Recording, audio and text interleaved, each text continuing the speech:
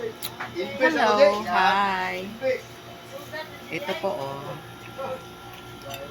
Kain po tayo. And ito yung first meal ko kasi kahapon or yesterday pala, fasting ako. For health lifestyle lang siya.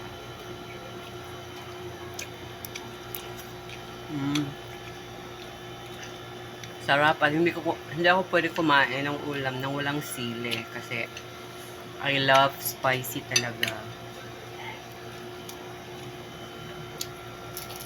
At saka bawal din karne for me. Ito, lumpia, yung laman niya is toge. So, hindi ako kumakain ng meat for 9 years na. Pero okay naman. Nasanay na yung taste bud ko. So, hindi ko hinahanap yung karne. At saka, yesterday,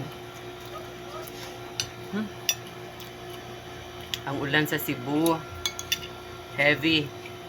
Lakas ng ulan.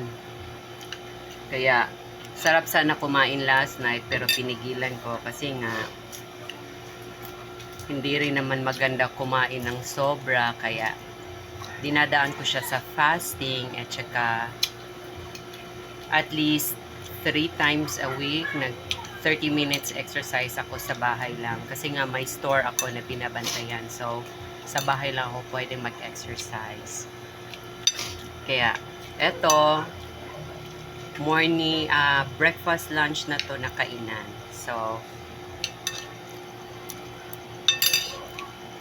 kain tayo at sana maganda yung bentahan natin sa store.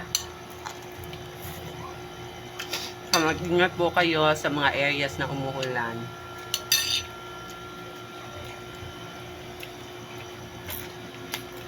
And sana i-follow niyo po ako. And please subscribe to my channel. Bye! Ingat!